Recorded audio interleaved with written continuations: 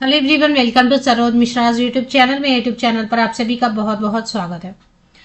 Government of India Bharat सरकार undertaking बड़ी organisation है जिससे वैकेंसीज नोटिफिकेशन रिलीज की गई हैं।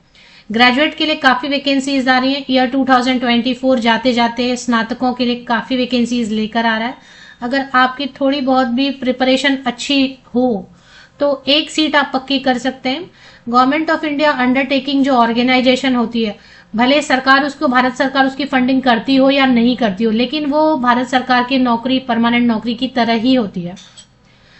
तो सेंट्रल गवर्नमेंट अंडरटेकिंग ऑर्गेनाइजेशन है। 500 परमानेंट पोस्ट है। आपको जॉब सिक्योरिटी मिलती है, पे स्केल वगैरह काफी अच्छा मिल जाता है। एनी ग्रेजुएट, कोई भी स्नातक है वो अप्लाई कर सकते हैं। इसमें सैलरी वगैरह की डिटेल अभी मैं वीडियोस में कोशिश करती हूँ, क्योंकि एडवर्टीजमेंट जो है वो काफी बड़ी बड़ी एडवर्टीजमेंट होती है। कभी 40-50 पेजेस की होती है, कभी 100 पेजेस की होती है। तो आपके लिए भी पॉसिबल नहीं होता है कि हर एक पॉइंट को सर्च करके पढ़ें। तो मैं सर्च करके जो हाइलाइट्स हैं कि एप्लीकेशन कब से शुरू है, एप्लीकेशन फीस कितनी होने वाली है, सिलेक्शन क्राइटेरिया में कितने फेजेस हैं, अगर फेजेस में नेगेटिव मार्किंग है, कैसा पैटर्न है, ये सारी चीजें जो है ना मैं वीडियो में आपके लिए डिस्कस कर देती हूँ। सैलरी, क्वालिफिकेशन के अलावा और क्या मांग रहे हैं, अगर परसेंटेज मांग रहे हैं, तो खास खास जो भी चीजें हैं ना वो आपको वीडियो में एंड तक देखने को मिल जाती हैं। इसके बाद आप नोटिफिकेशन को डाउनलोड करके भी जरूर पढ़ते ही हैं। वीडियोस देखने से थोड़ी हेल्प हो जाती है। तो चलिए आगे बढ़ते हैं, क्योंकि 500 परमानेंट पोस्ट है तो कम तो नहीं है, ज्यादा भी नहीं है लेकिन कम भी नहीं है। 2, 4, 6, 8 से तो बेटर है।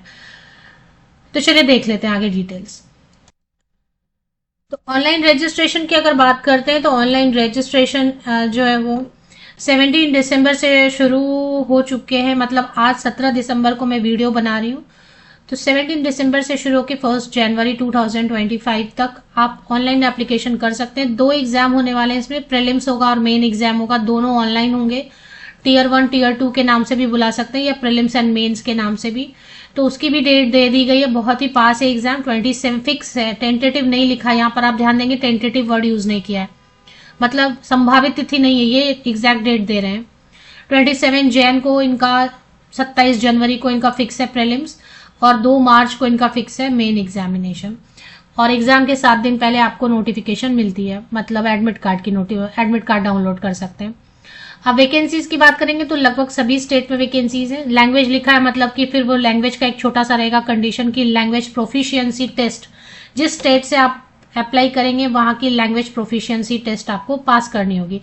अब मान लेते हैं कई बार ऐसा होता है ना, रीलोकेट हो जाते हैं, जैसे कि आप साउथ इंडियन हैं लेकिन आप इधर आए हुए हैं, नॉर्थ में आए हुए हैं किसी वजह से, जॉब की वजह से वगैरह, तो आपको यहाँ की भाषा नहीं आती, आपको हिंदी नहीं आती है, तो फिर आप साउथ बेल्ट से अप्लाई करें। या आप यहाँ से नॉर्थ ईस्ट से, लेकिन अभी फिलहाल आप साउथ में किसी वजह से, आपको हिंदी बहुत अच्छी आती है, तो आप कहीं पर भी हैं लेकिन आपको जहां से जो लैंग्वेज आता है, क्योंकि लैंग्वेज प्रोफिशिएंसी टेस्ट पास करना ही होगा। भले आपने प्रीलिम्स में कितना भी स्कोर किया, मेंस में कितना भी स्कोर किया, वो ठीक है, वो मेरिट लिस्ट बनता रहेगा, लेकिन ये क्वालिफाइंग एक एग्जाम टेस्ट रहेगा, लैंग्वेज टेस्ट। तो जो लैंग्वेज आपको आता है वो लैंग्वेज सर्च कीजिए और उसके हिसाब से आप अप्लाई करें,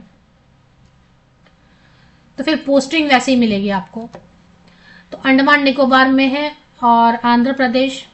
नंबर ऑफ वैकेंसीज यहाँ पर लिखी है टोटल में, तो ये देखना है। कुछ सीट्स जो पीडब्ल्यूडी कैंडिडेट्स के लिए रिजर्व है तो वो भी मेंशन किया हुआ है, बाकी यहाँ टोटल वैकेंसीज यहाँ पर है। एक गुजरात में मुझे 50 दिख रहा है, बाकी सब में 10, 5, 2 ऐसे। आंध्र प्रदेश, अरुणाचल प्रदेश, आसाम, बिहार, चंडीगढ़, छत्तीसगढ़ में 20 वैकेंसीज हैं। दिल्ली, गोवा, गुजरात, हरियाणा में 5 वैकेंसीज हैं। और इसी तरीके से हरियाणा के बाद हिमाचल प्रदेश, जम्मू एंड कश्मीर, झारखंड, कर्नाटका, केरला, मध्य प्रदेश, महाराष्ट्र में 105 वैकेंसीज है। मणिपुर, मेघालय, मिजोरम, नागालैंड और ओडिशा में 10 वैकेंसीज हैं।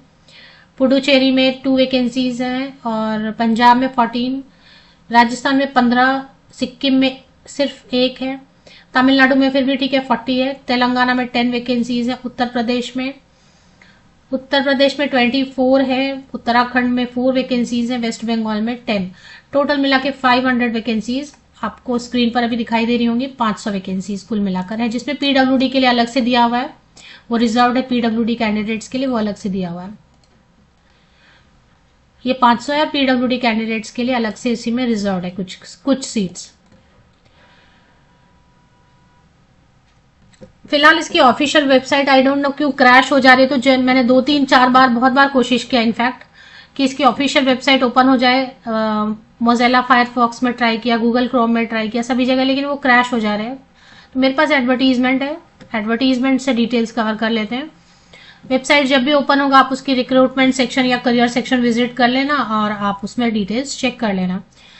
16 दिसंबर को ही एडवर्टीजमेंट आई है, लेकिन क्योंकि वेबसाइट में सोच रही थी वेबसाइट ओपन हो जाए, वो हो नहीं रहा है, तो फाइनली जो एडवर्टीजमेंट मुझे मिला उसके बेसिस पर मैंने वीडियो बना दिया। 17 दिसंबर से ऑनलाइन एप्लीकेशन शुरू हो गया। The new India assurance company limited, a government of India undertaking.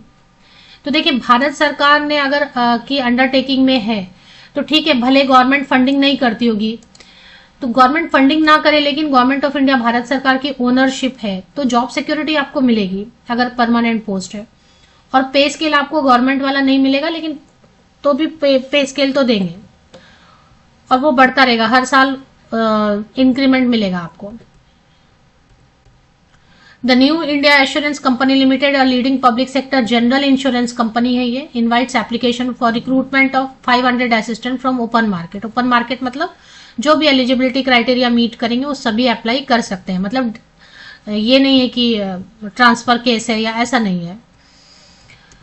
इसकी ऑफिशियल वेबसाइट है जो फिलहाल ओपन नहीं हो रही। जो कैंडिडेट ट्राई करना चाहते हैं विकिपीडिया के थ्रू भी जा सकते हैं, नहीं तो www.newindia.co.in पर है। अब इसमें एलिजिबिलिटी क्राइटेरिया जो लिख रहे हैं वो देखेंगे। At the time of regional language test, जो मैंने आपको बताया कि एक प्रोफिशिएंसी लैंग्वेज प्रोफिशिएंसी टेस्ट होगा या रीजनल लैंग्वेज टेस्ट होगा, वो आपको कम से कम क्वालिफाई करना होगा। तो उस समय ओरिजिनल डॉक्यूमेंट वगैरह, फोटोकॉपीज वगैरह आपको मांगेंगे, जो भी क्वालिफिकेशन है वो। एज लिमिट ठीक है, यहाँ पर एक तो रहता है ना कि एक सेकेंड, तो एज क्राइटेरिया जो है ना, एज क्राइटेरिया यहाँ पर अच्छी है, बेहतर है। 30 ईयर्स अपर एज लिमिट है, मिनिमम 21 ईयर्स होना चाहिए। एज के लिए कट ऑफ डेट जो है एज कैलकुलेशन के लिए 1 दिसंबर 2024 है, तो 1 दिसंबर 2024 को बेस लेके एज कैलकुलेशन आपको करनी है। 30 वर्ष अगर ऊपरी आयु सीमा बात करें तो ये जनरल कैंडिडेट, ओपन कैटेगरी या अनारक्षित वर्ग के लिए होती है। अगर जिनकी एज जो है वो बॉर्डर लाइन पर है या एज कैलकुलेशन में आपको दिक्कत हो रही है, एज नहीं कैलकुलेट कर पा रहे, तो ये 2 डेट दिए हुए, इन डेट के बीच में या इन दोनों डेट पर डेट ऑफ बर्थ है आपका, इन दोनों डेट के बीच कहीं या इन दोनों डेट पर भी आपका डेट ऑफ बर्थ है, तो आप एलिजिबल है ओपन कैटेगरी, जनरल कैटेगरी, अनारक्षित वर्ग। अगर आप SC/ST कैंडिडेट है तो और 5 साल जोड़ेंगे तो ऊपरी आयु सीमा हो जाएगी 35 ईयर्स अपर एज लिमिट। अगर आप ओबीसी, अब यहाँ पर ध्यान देंगे सभी ओबीसी को एज में रिलैक्सेशन नहीं मिल रही है, कई जगह पे मिलती है, यहाँ पर OBC NCL non creamy layer candidates को ही मिल रहा है केवल।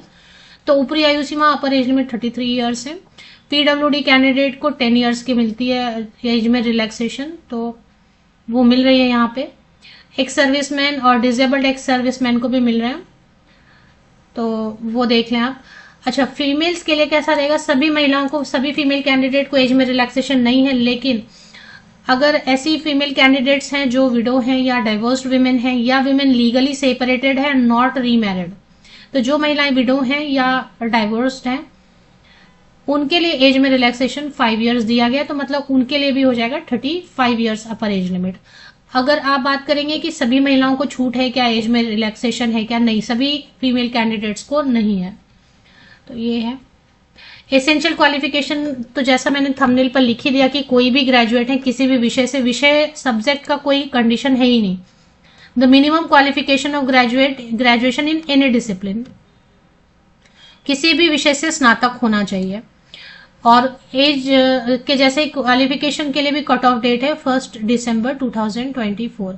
अब अगर देख लेते हैं अपियरिंग वाले कैंडिडेट्स के लिए कुछ लिखा है क्या। एक और चीज यहाँ पर लिखी है, ये आपको ध्यान देना होगा, हर जगह नहीं रहता है बट यहाँ लिखा है। The candidate should have passed in English as one of the subject at SSC, HSC, intermediate और ग्रेजुएशन लेवल। कहीं भी आपने 10th में, 12th में, ग्रेजुएशन में, कहीं पर भी मतलब 10वीं में, 12वीं में, जूनियर कॉलेज, इंटर जो भी बोले, या फिर ग्रेजुएशन में कहीं पर एक सब्जेक्ट इंग्लिश जरूर पढ़ा होना चाहिए। तो ये कंडीशन है।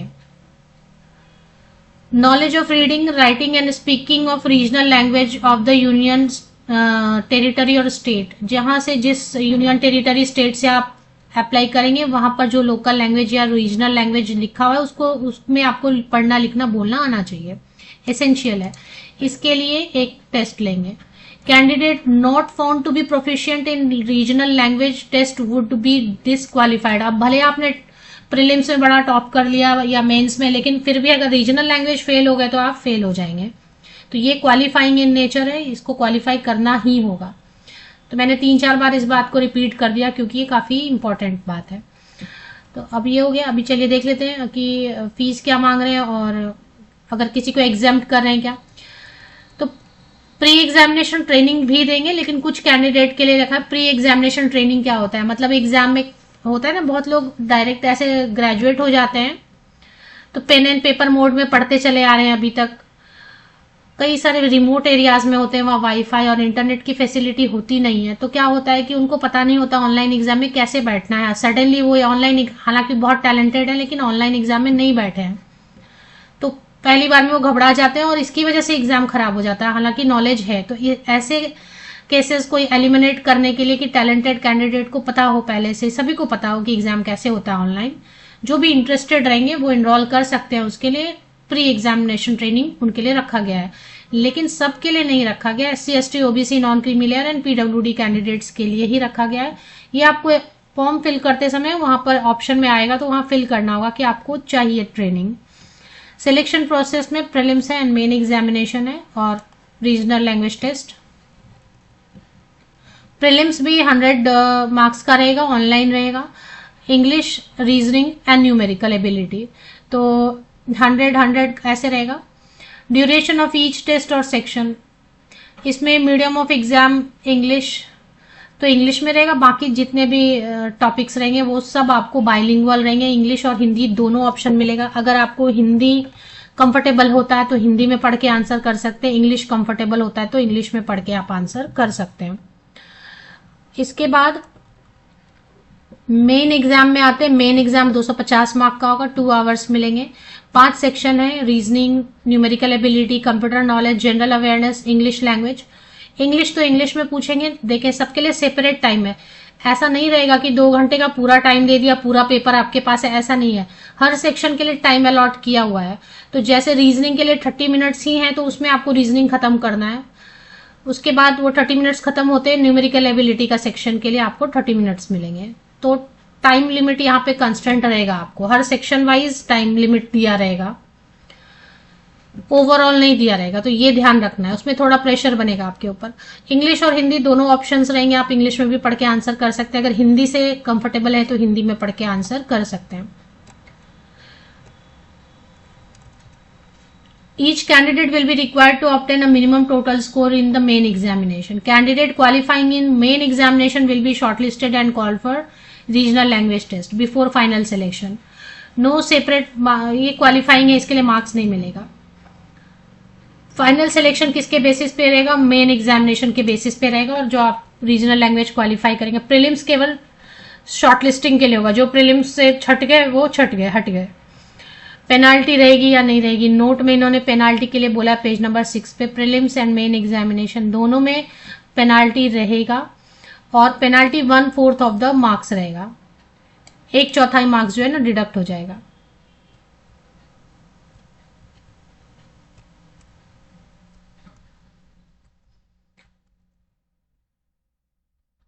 इसके बाद फीस की डिटेल देख लेते हैं। पे स्केल इन्होंने बताया नहीं है शायद, लेकिन एग्जाम सेंटर भी बताया, वो भी देख लेते हैं। तो जो फीस की डिटेल बता रहे हैं, SC ST PWD and ex serviceman के लिए 100 रुपीज रहेगा, जिसमें कि GST मिला हुआ है अलग से, फिर मतलब 100 रुपए रहेंगे फीस आपके लिए, SC ST PWD and ex serviceman. और जो जनरल EWS OBC कैंडिडेट हैं, जनरल EWS OBC मेल या फीमेल कैंडिडेट, सभी के लिए 850 रुपीज। फीमेल कैंडिडेट महिलाओं के लिए अलग से कोई भी फीस में रिलैक्सेशन नहीं दी हुई है। जिस कैटेगरी से आप बिलोंग करेंगे उस कैटेगरी के हिसाब से आप फीस पेमेंट करेंगे। अगर आप रिजर्व कैटेगरी की महिला अभ्यर्थी हैं, फीमेल कैंडिडेट हैं, तो 100 रुपये, और अगर अनरिजर्व है तो 850 रुपीज। डिपेंड करेगा कि कौन से कैटेगरी से आप बिलोंग करते हैं। अभी हाँ, एग्जाम का सेंटर इन्होंने बताया हुआ है। Exam centre all over India ले रहे हैं सेंटर। 500 ही सीट है, लेकिन आपको सुविधा मिल रही है प्रीलिम्स का भी और मेन का भी। मेंस में क्योंकि कम कैंडिडेट छट जाएंगे ना, प्रीलिम्स में तो काफी कैंडिडेट छट जाएंगे, तो मेंस के लिए जो सेंटर्स हैं वो कम है। प्रीलिम्स के लिए काफी सेंटर्स बनाए ऑल ओवर इंडिया, 3-3, 4-4 सेंटर्स बनाए सभी जगह, सभी स्टेट में। अभी उनको पहले का प्रीवियस ईयर का एक्सपीरियंस होगा, जहां कम कैंडिडेट अप्लाई करते हैं वहां कम बनाया है, लेकिन बाकी केरला में देखें भर के है, महाराष्ट्र में देखें भर भर के है, पूरा भर भर के मतलब काफी सारे बनाए हुए हैं। तो ये हो गया। अभी सैलरी का इन्होंने ऐसा कहीं पे मुझे दिखाई नहीं दिया अभी तक, पे स्केल की बात इन्होंने नहीं करी है मुझे कहीं भी। पे स्केल इनका दिखाई नहीं दिया, लेकिन ऐसा जैसे गूगल किया था मैंने तो 40,000 इनिशियली पेमेंट कर रहे हैं। हाँ, यहाँ मिला, सॉरी अभी तक नहीं दिखा था, सॉरी। तो स्केल ऑफ पे ये बता रहे 40,000। Total emoluments work out to approximately ₹40,000 per month in metro city. अब मेट्रो सिटी में 40,000 देंगे, तो जो नॉर्मल सिटीज हैं या विलेजेस हैं तो समझे कि वहां पे 32-35,000 ही रहेंगे। लेकिन ये बात नहीं होती, स्टार्टिंग में सैलरी आपको बहुत कम है, पर 4 से 5 साल में सैलरी काफी अच्छी हो जाएगी। और अभी 7th पे स्केल चल रहा है, इसके बाद बहुत जल्दी आपको 8 पे 7वां वेतन आयोग चल रहा है, उसके बाद 8वां वेतन आयोग आएगा। प्लस जो है साल जैसे खत्म होता है, ईयर एंड होता है, तो बेसिक वगैरह बढ़ता है 2 बार। आपका जो बेसिक है उसमें इंक्रीमेंट होते ही सब चीजें बढ़ जाती है, क्योंकि बेसिक पे ही कैलकुलेट करते हैं ना, HRA, DA, provident fund, gratuity 5 साल के बाद तो ग्रेचुटी भी मिलनी शुरू हो जाती है, पेंशन रहेगा, ट्रांसपोर्ट अलाउंस रहता है, मेडिकल इंश्योरेंस रहता है, ये सारी चीजें हैं। इसके बाद यहाँ पर देखें अदर बेनिफिट्स भी दे रहे हैं ये, hospitalisation expenses, leave, travel subsidy, group mediclaim policy वगैरह, ये सारी चीजें दे रहे हैं। तो क्योंकि अभी तो वेबसाइट ओपन नहीं हो रही है, मैंने कोशिश करी है 2-3 बार, लेकिन ऐसा एरर वगैरह आ रहा है, प्रॉक्सी एरर। तो एडवर्टीजमेंट इस तरीके से, recruitment for the new India assurance, ये पेज तो मैंने ओपन करके रखा है, असिस्टेंट, पोस्ट का नाम है असिस्टेंट।